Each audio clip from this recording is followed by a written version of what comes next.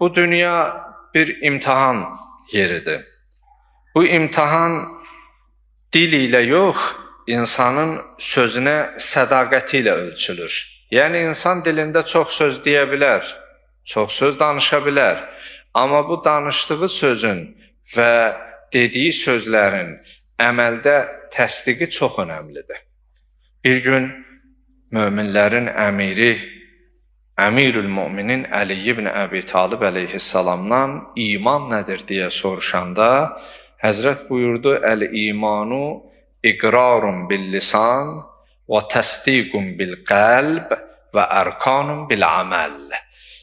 İman birinci mərhələsi dildə onu etiraf eləmək, qəlbən onu təsdiqləmək, əməldəsə onu göstərmək. Ola bilər bəzisi dildə desin, amma qəlb dili neynəməsin? Təsdiqləməsin. Bizdən uzaq, o münafiqin əlamətindədir də. Deyir, səndən yoxdur, gözəl insansan, yaxşı oğlansan, yaxşı dostsan, qardaşsan. Amma görürsən ki, qıraqda elə, dalda da eşidirsən ki, deyir, heç ondan xoşum gəlmir. Məsələn, belə elədi, belə danışdı. Amma qarşılaşanda elə bağırına basır ki, heç doğma ata balasını elə bağırına basmır. Qardaş qardaşına heç elə salamlaşmır, görüşmür. Odur ki, bəzən dilin dediyini qəlb təsdiqləmir.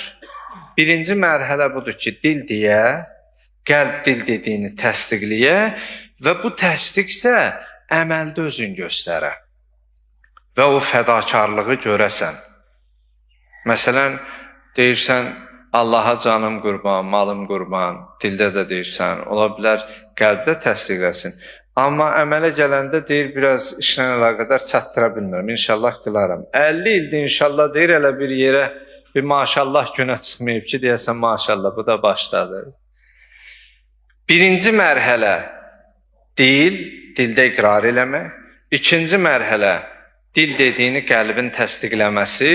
Üçüncü mərhələ əməldə onu göstərməkdir. Deməli, bu dünyanın imtihan dünyası olduğunu hamımız cavanlı, qocalı 7-dən 77-yə məcazi mənada hamımız bilirik.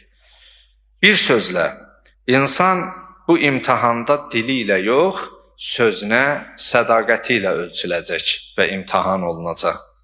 Bəzən bir insanın bütün dəyəri demək olar ki, bir kəlmədə gizlənir. Yəni, onun sözündə. Onun şəxsiyyəti, onun şəxsiyyətinin təsdiqi onun sözündə formalaşır.